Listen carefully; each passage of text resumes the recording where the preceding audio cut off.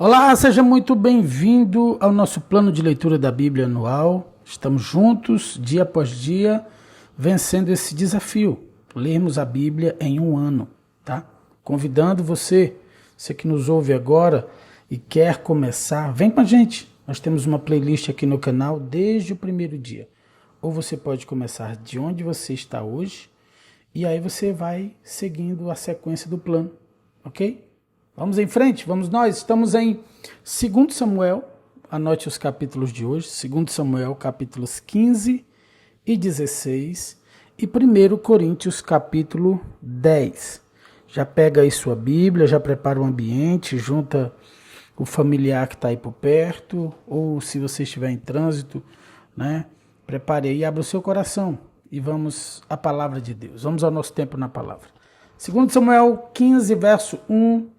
Nós lemos, algum tempo depois, Absalão providenciou para si uma carruagem com cavalos e contratou 50 guardas para servirem como guarda de honra, como sua guarda de honra. Todas as manhãs ele se levantava cedo e ia até o portão da cidade. Quando alguém trazia uma causa para ser julgada pelo rei, Absalão perguntava de que cidade a pessoa era, e ela lhe respondia a qual tribo de Israel pertencia.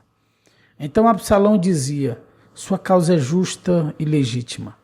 É pena que o rei não tenha ninguém para ouvi-la. E dizia ainda: quem me dera ser juiz? Então todos me apresentariam suas questões legais e eu lhes faria justiça.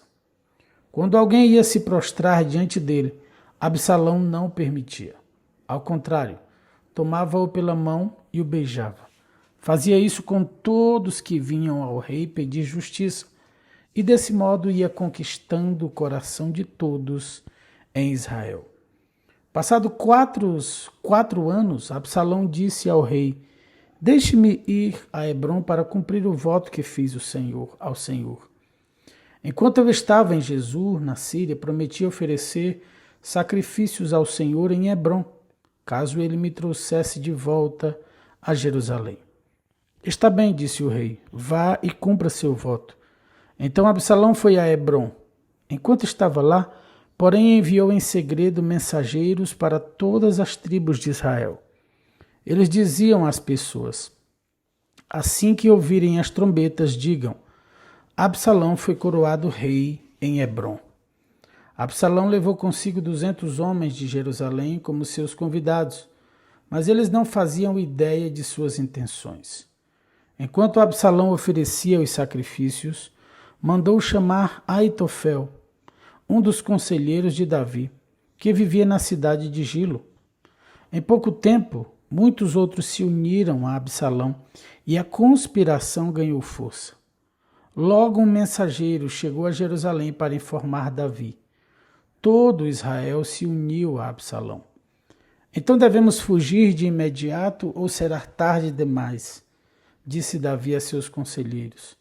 Rápido, se sairmos de Jerusalém antes que Absalão chegue, escaparemos e impediremos que ele mate todos os moradores da cidade. O Senhor tem o nosso apoio, responderam seus conselheiros.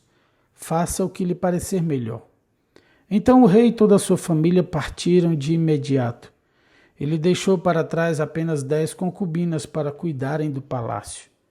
O rei e todos que o acompanhavam foram a pé e pararam na última casa da cidade, a fim de deixar os soldados do rei passarem e tomarem a dianteira.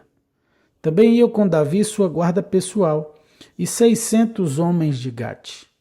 Então o rei se voltou para Itai, comandante dos homens de Gate, e disse: por que você está vindo conosco? Volte para o novo rei, pois Israel não é sua pátria. Você é um estrangeiro no exílio. Chegou faz pouco tempo e não seria certo eu obrigá-lo a vir conosco. Nem sei para onde vamos. Volte e leve consigo seus parentes e que a bondade e a fidelidade o acompanhem. Itai, porém, disse ao rei: tão certo como vive o Senhor e como vive o rei, eu juro que não importa o que aconteça.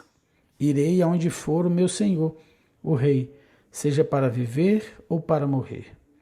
Davi respondeu: Muito bem, venha conosco. E Itai, todos os seus homens e suas famílias acompanharam Davi. Por onde passavam o rei e os que o seguiam, todo o povo chorava em alta voz. Atravessaram o vale de Cedron e foram em direção ao deserto. Zadok e todos os levitas também os acompanharam, carregando a arca da aliança de Deus. Puseram a arca no chão, e Abiatar ofereceu sacrifícios até que todos tivessem saído da cidade. Então Davi ordenou a Zadok: leve a arca de Deus de volta para a cidade. Se for da vontade do Senhor, ele me trará de volta para ver novamente a arca e o santuário. Mas se ele não se agradar mais de mim, que faça comigo o que lhe parecer melhor. O rei também disse ao sacerdote Zadok: preste atenção, você deve voltar à cidade com seu filho Aimás e com Jonatas, filho de Abiatar. Farei uma parada em um dos pontos de travessia do Jordão e ficarei ali esperando notícias suas. Então Zadok e Abiatar levaram a arca de Deus de volta para Jerusalém e ali permaneceram. Davi prosseguiu pelo caminho para o Monte das Oliveiras, chorando enquanto andava. Estava com a cabeça coberta e os pés descalços. Os que iam com ele também tinham a cabeça coberta e choravam enquanto subiam ao monte. Quando alguém informou a Davi que Aitofel, seu conselheiro, agora apoiava Absalão, Davi orou: ó Senhor, faze que Aitofel dê conselhos errados a Absalão. Quando Davi chegou ao alto do monte, onde o povo costumava adorar a Deus, Uzai, o arquita, o esperava ali. Uzai havia rasgado suas roupas e colocado terra sobre a cabeça. Mas Davi lhe disse: se você vier comigo, será apenas um peso. Volte à cidade e diga a Absalão: agora serei seu conselheiro, ó rei, como no passado fui conselheiro de seu pai. Assim você poderá frustrar os conselhos de Aitofel. Os sacerdotes Zadok e Abiatar estarão lá. Informe-os dos planos feitos no palácio, e eles enviarão seus filhos Aimás e Jonatas para me contar o que passa. Assim, Uzai, amigo de Davi, voltou para Jerusalém e ali chegou na mesma hora em que Absalão entrava na cidade. Finalizamos aqui o capítulo 15, vamos ao capítulo 16 de 2 Samuel. Quando Davi tinha acabado de passar pelo alto do monte, Ziba, servo de Mefibosete, estava à sua espera.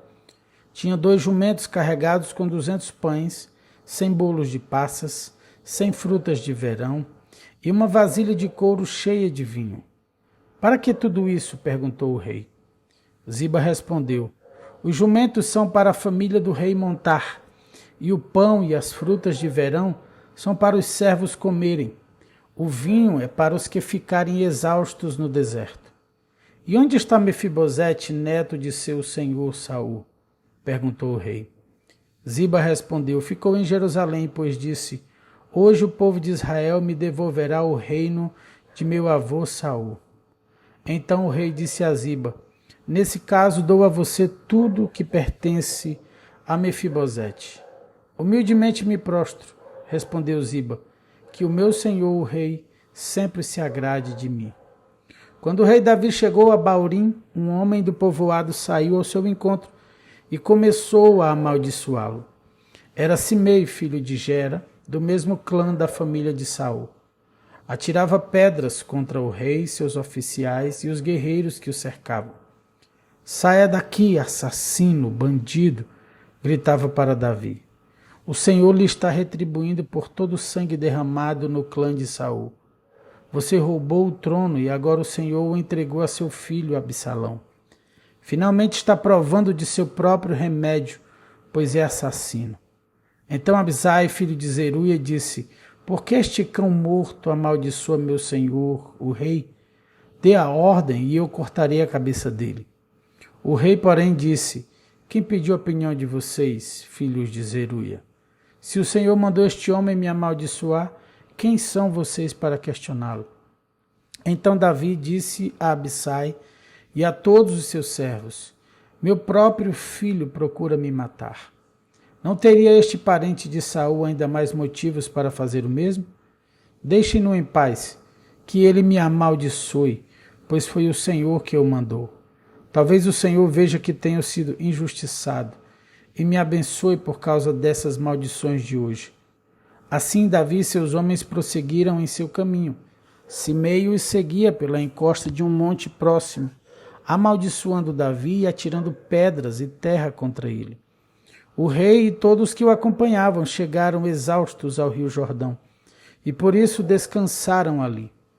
Nesse meio tempo, Absalão e uma multidão de israelitas entraram em Jerusalém, acompanhados por Aitofel.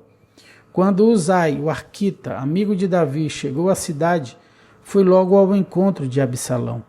"Viva o rei!" exclamou. "Viva o rei! É assim que você mostra lealdade a seu amigo Davi?"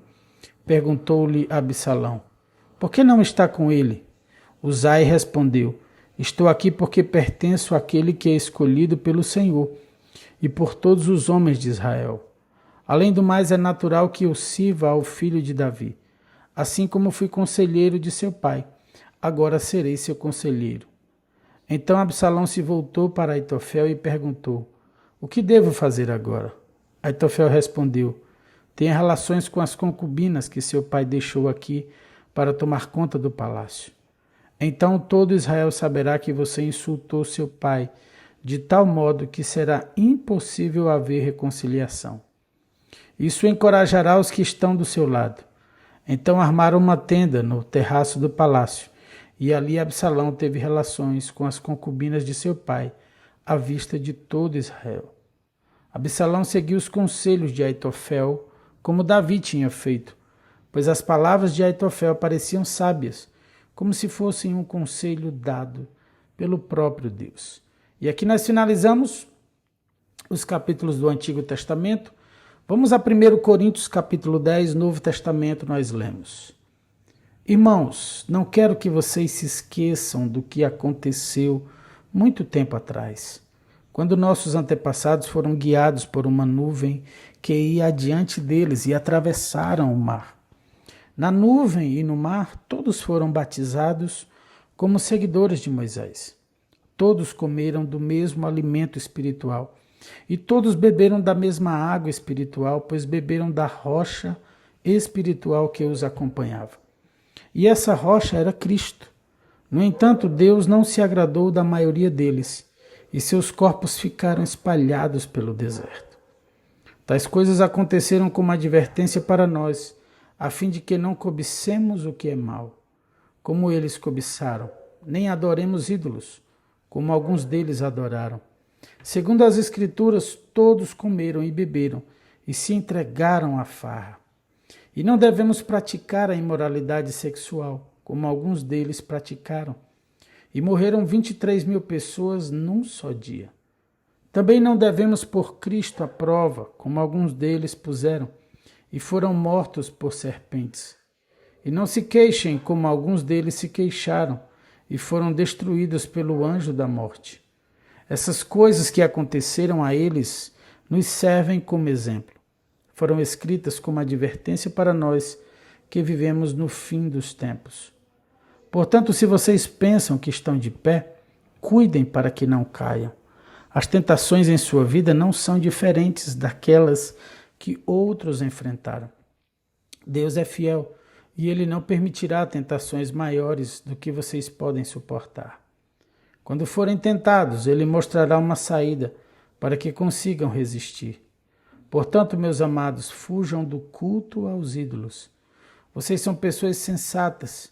Julguem por si mesmos se o que digo é verdade. Quando abençoamos o cálice e a mesa, não participamos do sangue de Cristo? E quando partimos o pão, não participamos do corpo de Cristo? E embora sejamos muitos, todos comemos do mesmo pão, mostrando que somos um só corpo. Pensem no povo de Israel. Acaso os que comiam dos sacrifícios não partilhavam do mesmo altar? Então o que estou tentando dizer? Que a comida oferecida a ídolos tem alguma importância ou que os ídolos são deuses de verdade? De maneira nenhuma. Estou dizendo que esses sacrifícios são oferecidos a demônios e não a Deus. E não quero que vocês tenham parte com demônios. Vocês não podem beber do cálice do Senhor e também do cálice de demônios. Não podem participar da mesa do Senhor e também da mesa de demônios. Acaso nos atreveremos a despertar o ciúme do Senhor? Somos mais fortes que Ele. Somos mais fortes que Ele? Tudo é permitido, mas nem tudo convém. Tudo é permitido, mas nem tudo traz benefícios. Não se preocupem com seu próprio bem, mas com o bem dos outros. Portanto, vocês podem comer qualquer carne que é vendida no mercado, sem questionar nada por motivo de consciência, pois do Senhor é a terra e tudo que nela há. Se um descrente os convidar para uma refeição, aceitem o convite se desejarem. Comam o que lhes oferecerem, sem questionar nada por motivo de consciência. Mas se alguém lhes disser, esta carne foi oferecida a um ídolo, não a comam por respeito à consciência da pessoa que os avisou. Talvez não seja uma questão de consciência para vocês, mas o é para outra pessoa. Afinal, por que minha liberdade deve ser limitada por aquilo que outros pensam? Por que serei eu condenado se comer algo pelo qual dei graças a Deus? Portanto, quer vocês comam, quer bebam, quer façam qualquer outra coisa, façam para a glória de Deus. Não ofendam nem os judeus, nem os gentios, nem a igreja de Deus. Assim como também eu procuro agradar a todos em tudo o que faço. Não faço apenas o que é melhor para mim, faço o que é melhor para os outros, a fim de que muitos sejam salvos. E aqui nós finalizamos 1 Coríntios 10, no Novo Testamento, e os capítulos de hoje do nosso plano de leitura da Bíblia anual. Quero orar por você e abençoar o nosso dia, mas antes apenas lembrar de você deixar o seu like. Se você não é inscrito no canal, clica aí no botão inscreva-se, aperta o sino, a notificação de todas, ok? E você sempre será lembrado, notificado, quando liberarmos material aqui no nosso canal. E também que você compartilhe com seus grupos, com sua lista de contatos, tá bom? Vamos orar. Senhor, nós te agradecemos por mais um dia, por estarmos na Tua Palavra, firmados na Tua Palavra, que é a verdade. Senhor, são palavras eternas. Tudo passará, mas Tuas palavras não passarão. Nós te louvamos por mais um dia, pelo privilégio de vivermos mais um dia. Eu te peço, Deus, em nome de Jesus, que o Senhor venha, Deus, abençoar cada um dos meus irmãos. Nós declaramos um dia, Senhor, de muita presença de Deus, de muito sobrenatural, de muita glória de Deus, de muito poder de Deus, se manifestando, Senhor, experiências pessoais. Os teus filhos ouvindo a tua voz por meio da tua palavra, tendo revelação, tendo entendimento do reino espiritual, abram-se os olhos espirituais, visão espiritual. Que nós possamos enxergar a tua vontade, tua boa e perfeita vontade em tudo que nós fizermos. Nos dirige pelo teu Espírito, Senhor. Nós consagramos o nosso dia a ti e oramos no nome do Senhor Jesus. Você que está aí do outro lado, se você crê comigo, diz aí amém e glória a Deus e aleluia. Um beijo no seu coração, fica na graça e na paz do Senhor Jesus. Tchau, tchau.